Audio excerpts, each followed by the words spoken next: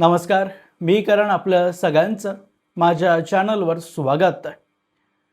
मित्रांनो, मागच्या 1 महिन्यापासून सर्व राजकीय पक्ष तब्बल 3 ते 4 वर्षांपासून रखडलेल्या महापालिका निवडणुकांची तयारी करत होते. तसं महाराष्ट्रात मुंबई समेत 29 महापालिकांची निवडणूक होणार होती.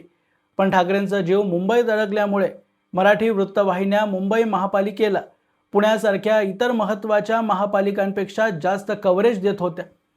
आणि जेव्हा प्रचारानंतर अखेरीस मतदानाचा दिवस आज आलाय, तेव्हाही मराठी पत्रकारिता सकाळपासून ठाकरेंसाठी जोर लावताना दिसते व त्यात सर्वात पुढे मुंबई तकवाल्यात.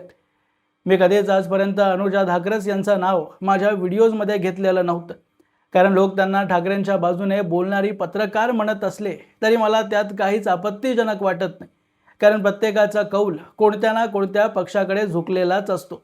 फक्त समस्या तेव्हा होते जेव्हा तुम्ही ठाकरेंची चाकरी 24 तास करताय आणि मी हिंदुत्वाच्या बाजूने बोलताना फडणवीसांची किंवा शिंदेंची बाजू घेतली की मला लगेच अंधभक्त म्हणता.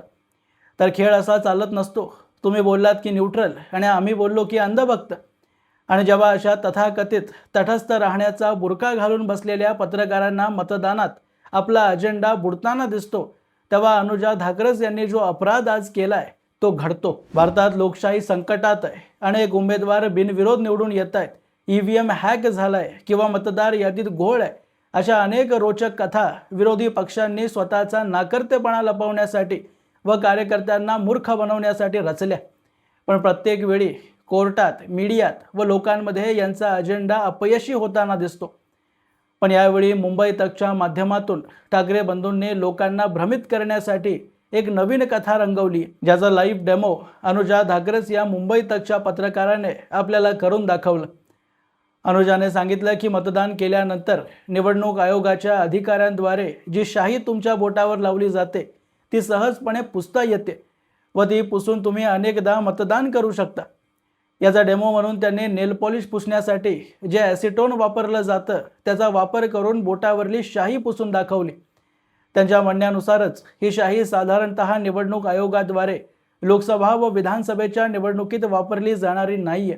यावेळीच्या निवडणुकीत शाहीचा वापर न करता मार्करचा उपयोग करण्यात आलाय व त्याला पुसण्यासाठी ॲसिटोनचा वापर केल्यास पूर्णपणे नाही पण केलेली मार्किंग थोडी पुसट मात्र नक्की होते. हा व्हिडिओ समोर येताच ठाकरेंच्या समर्थकांमध्ये व सामान्य जनमानसामध्ये सुद्धा संभ्रम निर्माण व्हायला सुरुवात झाली आणि लोकांद्वारे प्रश्न विचारले जाऊ लागले की निवडणूक आयोगाने शाहीच्या बदल्यात मार्करचा वापर का केला. आणि यामुळेच मी अनुजा धाकरस यांनी जे केलं त्याला अपराध म्हणतोय. मुख्यतः जी शाही निवडणूक आयोगाद्वारे निवडणुकीत वापरली जाते त्या सिल्वर नायट्रेट असतं, ज्याला मूळतः स्वतःचा कुठलाच रंग नसतो. एकदा का तुमच्या बोटावर ही शाही लावली गेली की त्यातलं सिल्वर नायट्रेट सूर्यप्रकाशाच्या सानिध्यात येऊन रिॲक्ट होतं आणि मग त्याचा रंग निळा होतो. व हा केमिकल साबणाने किंवा धाकरस यांनी वापरलेल्या ॲसिटोनने सुद्धा जात नाही. कमीत कमी 72 तास तरी सिल्वर नायट्रेट तुमच्या त्वचेपासून वेगळं होणं शक्य नाहीये. म्हणजे यावरून हे स्पष्ट होतं की आज महापालिका निवडणुकीत जो मार्कर वापरला जातोय त्यातल्या शाहीत सिल्वर नायट्रेट नाहीये, ज्या कारणाने ते ॲसिटोन लावल्यावर जातंय. कारण नेल पॉलिश तुमच्या त्वचेसोबत सूर्यप्रकाशामुळे रिॲक्ट होत नाही. ती फक्त तुमच्या नखावर लावलेली एक लेयर असते जी ॲसिटोन लावल्यावर जाते.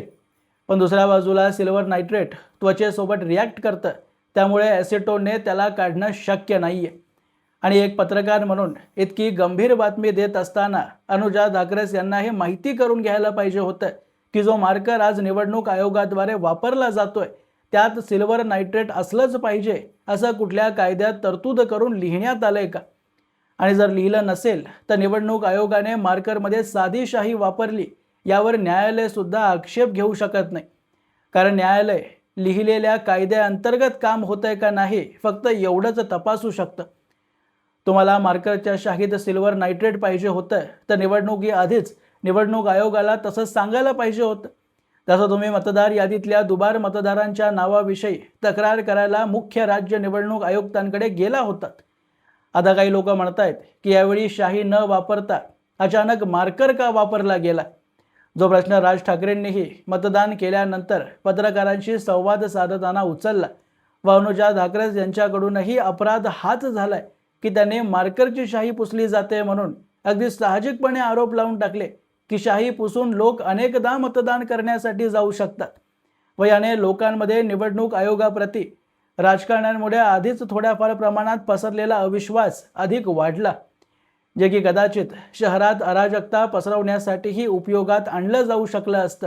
आणि मी ठाकरेंचे कार्यकर्ते असं करतील असं अजिबात म्हणत नाही, पण काही देशविरोधी शक्त्या टपून बसलेल्या असतात ज्या अराजकता पसरवण्याकरता अशा संध्यांचा वापर करतात. पण अनुजा धाकरस यांच्यात जर खरंच हिंमत असते तर त्यांनी बोटावरली शाही पुसलीच होती, तर मग का नाही एक स्टिंग ऑपरेशन करून दुसऱ्यांदा मतदान करून दाखवलं. कारण त्यांनाही माहिती आहे की मतदान केंद्रावर तुमचे ID, नाव, पत्ता आणि फोटो हे सर्व तपासलं जातं आणि असं असताना दुसऱ्यांदा मतदान करणं कोणत्याही व्यक्तीसाठी शक्य नाही आहे. किंवा संजय राऊतांनी तर आधीच सांगितलं होतं की त्यांची माणसं दुसऱ्यांदा मतदान करण्यासाठी येणाऱ्या लोकांना पकडण्याकरता प्रत्येक बूथवर तैनात आहेत. मग अशा किती दुबार मतदारांना संजय राऊतांच्या फौजेने पकडले? माझ्या माहितीनुसार अशी एकही बातमी अजून तरी समोर आलेली नाहीये. म्हणजे मार्करने केलेली खून जात असली जी की जाणारच होती, कारण त्याच्या शाहीत सिल्वर नायट्रेट असावं असा कुठलाही नियम नव्हताच. तरीही लोक दुसऱ्यांदा मतदान करण्यासाठी आलेले नाहीयेत. आता राहिली गोष्ट मार्कर वापरण्याची, तर एक राजकीय पक्षाचा प्रमुख म्हणून निवडणूक आयोगाचे नियम राज ठाकरेंनी वाचायला पाहिजे होते. आणि जर वाचले असते तर हा प्रश्न विचारण्याची त्यांना गरज भासलीच नसती. कारण केंद्रात आणि राज्यात काँग्रेसची सत्ता असताना 19 नोव्हेंबर 2011च्या दिवशी फक्त महाराष्ट्रासाठी, त्यातही विशेष करून महापालिका निवडणुकीसाठी सरकारने तरतूद केली होती की निवडणूक आयोग लोकसभा व विधानसभा निवडणुकीप्रमाणे शाहीचा उपयोग न करता मार्करचा उपयोग करेल. आणि 2012च्या निवडणुकीत आदेशानुसार काही प्रभागांमध्ये मार्करचा उपयोग करण्यात आला होता. 2017ला भाजपची सरकार असतानाही महापालिका निवडणुकीत मार्करचा उपयोग झाला होता. फक्त त्यावेळी लोकशाही संकटात आहे हा नरेटिव्ह आणि ॲसिटोनने शाही पुसली जाऊ शकते हे दाखवण्यासाठी अनुजा धाकरस त्या ठिकाणी उपलब्ध नव्हत्या. आणि ठाकरेंचं अस्तित्वही त्यावेळी संकटात नव्हतं जे आज संकटात आहे. व ते वाचवण्याच्या लढाईत स्वतःला हरताना पाहून ठाकरे बंधू, त्यांचे समर्थक व चाटुकार आणि पुरोगामी विचारधारेचे पत्रकार हिंदुत्ववादाची विजय होताना पाहून बावचाळलेत. आणि त्यामुळेच नियम न वाचता नवनवीन नाटकं आज रंगवत आहे. पण निवडणूक आयोगाने आत्ता स्पष्ट केलंय की शाही पुसून लोकांमध्ये संभ्रम पसरवण्याचा प्रयत्न केल्यास सदर व्यक्तीवर कडक कारवाई केली जाईल. असो मित्रांनो, याबद्दलची तुमची मतं तुम्ही मला कमेंट बॉक्समध्ये अवश्य लिहून कळवू शकता. आणि अशाच माहितीपूर्ण व्हिडिओज पाहण्यासाठी माझ्या चॅनलला सबस्क्राईब जरूर करा. भेटूया पुढच्या व्हिडिओमध्ये. तोपर्यंत जय हिंद, जय महाराष्ट्र.